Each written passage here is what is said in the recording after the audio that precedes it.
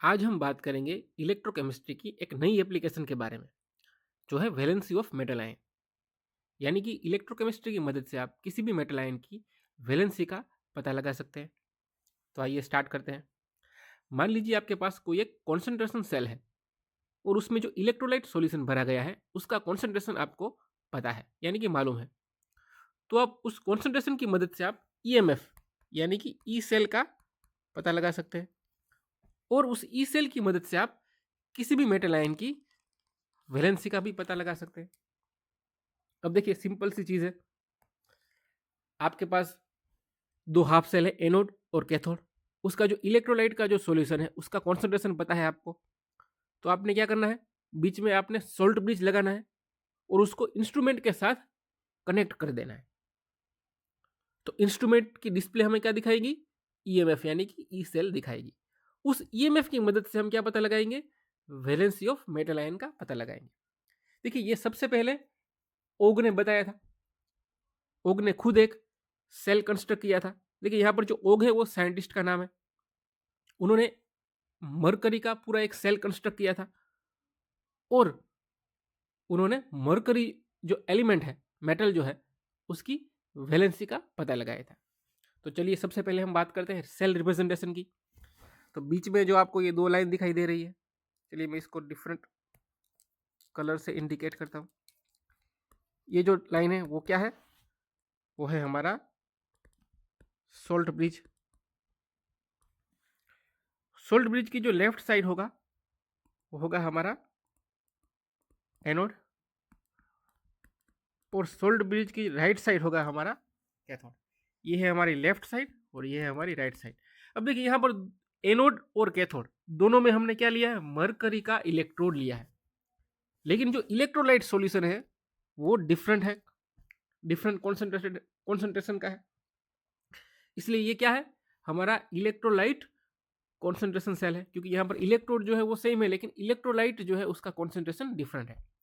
अब देखिए, हमारा जो एनोड है यानी कि लेफ्ट वाला पोर्शन, वहां देखें हमने 0.05 नॉर्मल मर्क्यूरस नाइट्रेट लिया है 0.1 नॉर्मल HNO3 में। लेकिन जो हमारा कैथोड है उसमें हमने 0.5 नॉर्मल मर्क्यूरस नाइट्रेट लिया है 0.1 नॉर्मल HNO3 में। यानी कि दोनों का कॉन्सेंट्रेशन देखे आप, एक का है एनोड का 0.05 नॉर्मल और कैथोड का है 0.5 नॉर्मल।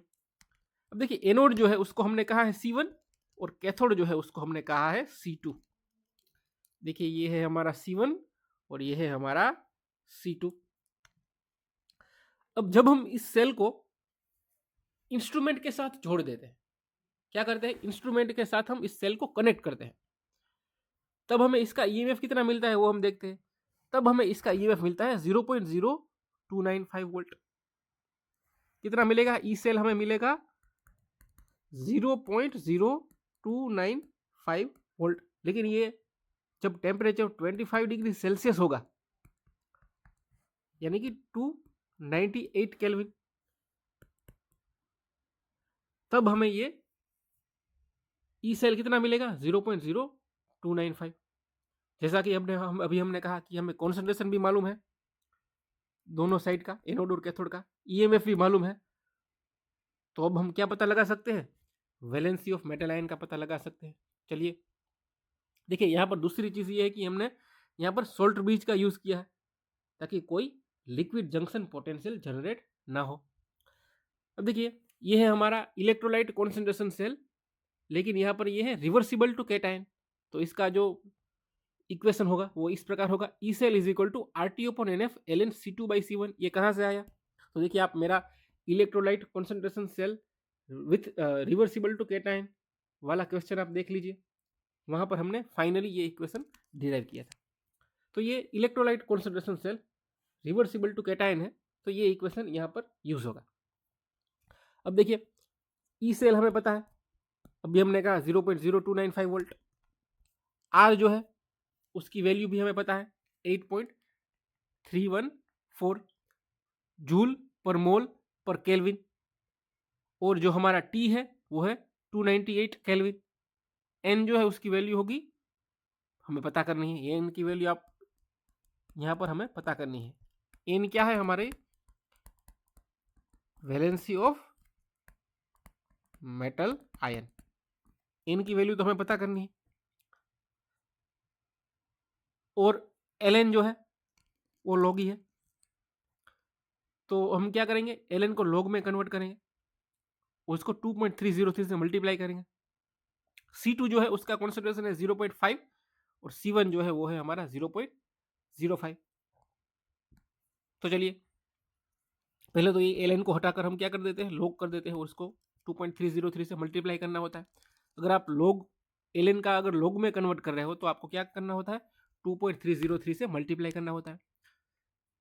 सब वैल्यूज हमने ऐड कर दी, देखें सब वैल्यूज ऐड कर दी, सिर्फ यहाँ पर अननोन क्या है, n की वैल्यू है, तो n को हम आगे ले जाते हैं तो क्या हो जाएगा, इस प्रकार से इक्वेशन हो जाएगा। अब देखिए ये जो log 0.5 अपन 0.05 है उसकी वैल्यू क्या हो जाएगी, 10 हो जाएगी। 0.5 अपन 0.05 क्या होगा, 10 हो जाएगी, यानी कि ये हो गया log 10। अब देखिए इसको पूरा अगर सिंप्लीफाई करते हो तो n की वैल्यू क्या आ जाएगी, ये आ जाएगी 8.314 into 298 into 2.303 upon 0.0295 into 96,500 log 10। log 10 की वैल्यू क्या होती है, 1 होती है। तो इसका पूरा आंसर क्या आ जाएगा, 0.0591 अपॉन 0.0295 आ जाएगा। तो इसका n क्या आ जाएगा, n आ जाएगा 2। इसको आप सिंप्लीफाई करोगे तो आंसर क्या आ जाएगा, n इज इक्वल 2 आ जाएगा। यानी कि जो Hg आयन है मर्क्यूरस नाइट्रेट, उसमें जो Hg है उसकी वैलेंसी कितनी है, +2 है। यानी कि अगर हमको ई सेल मालूम हो और C1 और C2 यानी कि एनोड और कैथोड का जो इलेक्ट्रोलाइट सॉल्यूशन है उसका कॉन्सेंट्रेशन मालूम हो, तो हम किसी भी मेटल आयन की वैलेंसी का पता लगा सकते हैं। सिर्फ आपको क्या करना है, n की वैल्यू को फाइंड आउट करना है। n क्या है हमारा, वैलेंसी ऑफ मेटल आयन।